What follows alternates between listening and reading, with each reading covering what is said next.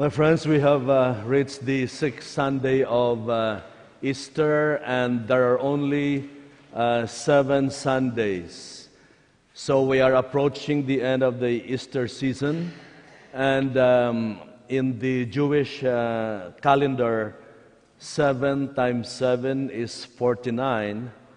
On the 50th day, that's the meaning of the word Pente, 50.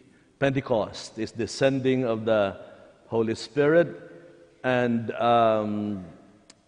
several days after the ascension. So the words that you have heard today were the final words of Jesus before the ascension. He was giving final instructions to the apostles because he is going to go, and they will have to do their work. They have been formed, they have been trained, and they have an important mission to do. So these words of Jesus are inspiring, with a compelling vision for the apostles. So because of the importance of what they should do. There are so many things in there.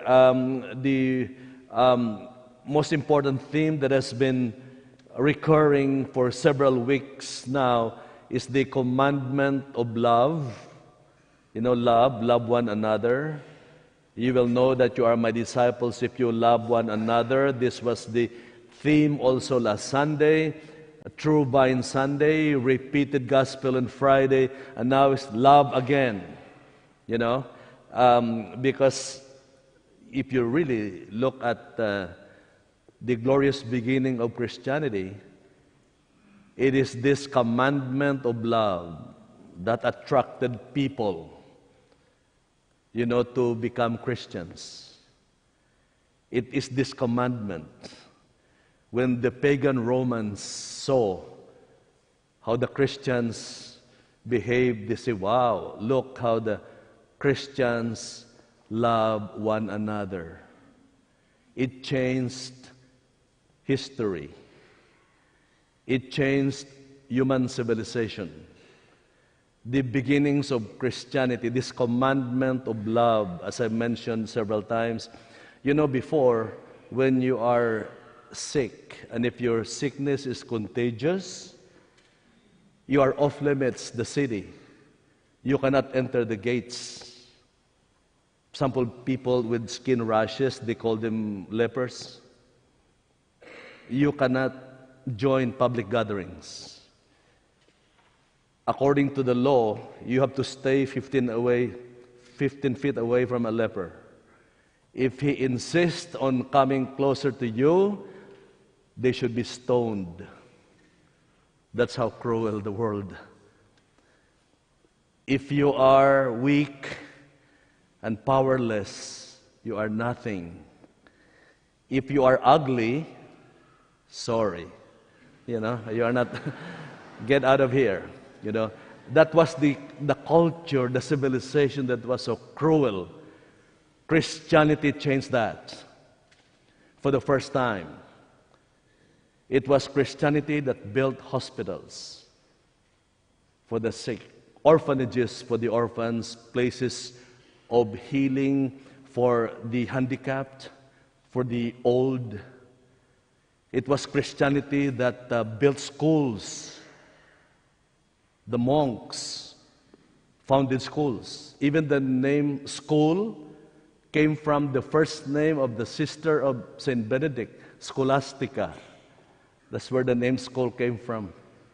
Christianity changed everything. The commandment of love. Love one another. Everything became Christian.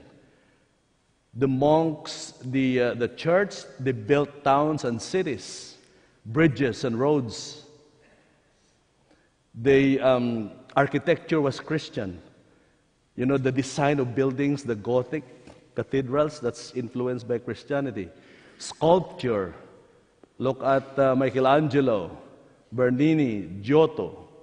Literature with Dante Alighieri, Leonardo da Vinci, they were all inspired by Christianity.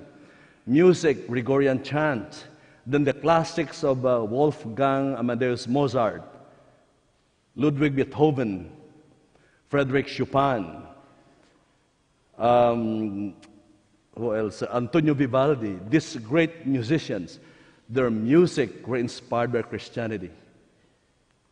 Everything was Christian. The commandment of love. That is why if Europe wants to be one again, it has to go back to Christianity because Christianity built it. And the civilization of the world was founded in Christianity, in the commandment of love. There is a need for it now, when the world is so divided and polarized, especially America. America is a great nation, but it's so polarized. It's so divided. You know, there are so many agenda and so many platforms, and people want to spend time debating, you know, arguing, fighting all the time. Stop that. You know, we have the responsibility to make this nation great, and the only thing that will work is to be united, to love one another. In this weekend holiday, it's good to go back to that commandment of Jesus. You will know that you are my disciples if you love one another.